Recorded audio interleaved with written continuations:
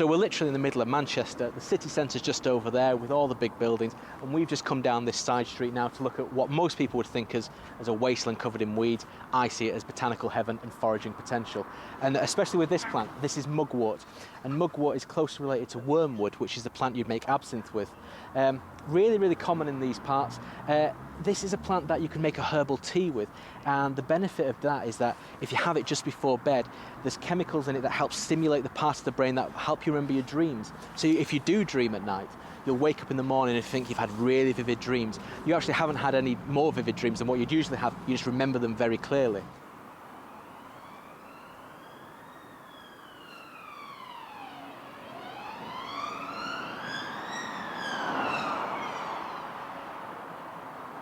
This is Coltsfoot, and Coltsfoot is a wonderful plant. It's a spring flowering plant, unusually botanically, with most plants that produce their leaves first and then flower later in the year.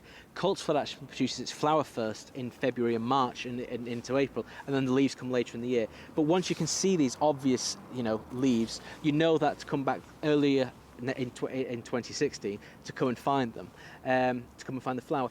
And it can take, if you chop up some of the flowers which look like dandelions and put them in honey, then if you have a really, really chesty cough, take a spoonful of that, then the Coltsfoot will help to loosen the mucus off the chest. It's the active ingredient in most kind of branded kind of cough lozenge and things like that.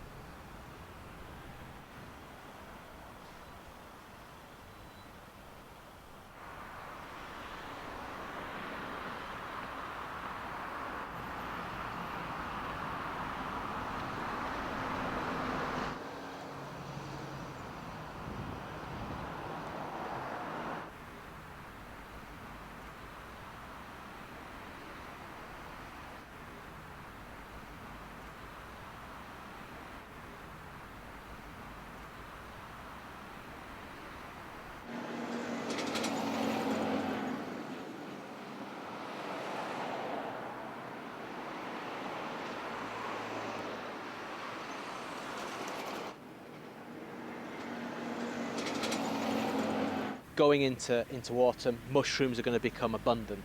And even in places like this, you can find lots and lots of mushrooms. You don't need to be in the dark wilderness woodlands to find them. They're absolutely everywhere. In fact, urban areas can often you can find all sorts of varieties. Even here, this is an Agaricus growing at the side of a dual carriageway on the outskirts of Manchester. This is the kind of mushroom that you find in the supermarket, in the same family, but it also contains some poisonous members as well, including one called the yellow stainer, which turns yellow when you handle it. So you've really got to be careful when you're foraging, especially with mushrooms, that you only pick things that you know is 100% safe to eat. And if you're unsure, you've got to leave it out.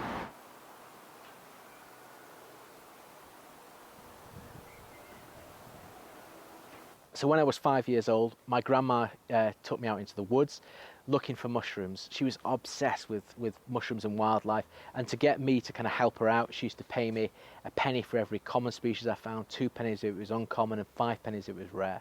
And at the end of the walk, with however much I'd earned, we'd call off at the sweet shop, and I'd get to buy some sweets with my winnings.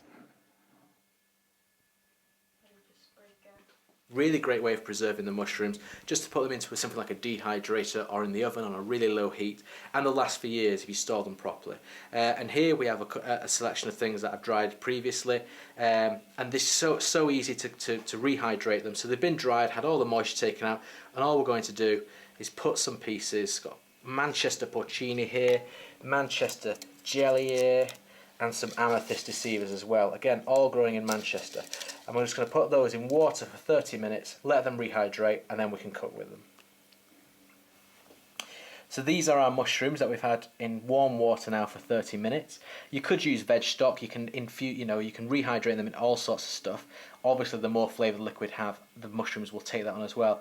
So here are our jelly here, which were just absolutely rock solid before. Now I've got this lovely gelatinous flavour. Our porcini's rehydrated, and our amethyst deceiver are ready to go as well.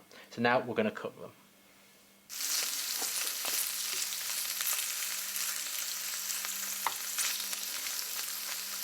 Yeah, there's quite a few supermarkets and places like that use wood chip in the car park. And wood chip is a great source of nutrients for fungi, and some of these fungi literally grow in the car parks, including the expensive morel, one of the most prized mushrooms you can find in the foraging year. Usually occurs around May time, and I remember once walking to the supermarket car park and finding hundreds and hundreds of these things, and inside they're selling 3 measly dried ones for £5, and in their car park there's hundreds, and people just walking past them have no idea. You know, we've lost this connection with nature and where food comes from. So now just going to spread our lovely mushrooms onto our nice piece of bread. Bits of garlic on there. You can let the oil soak in as well.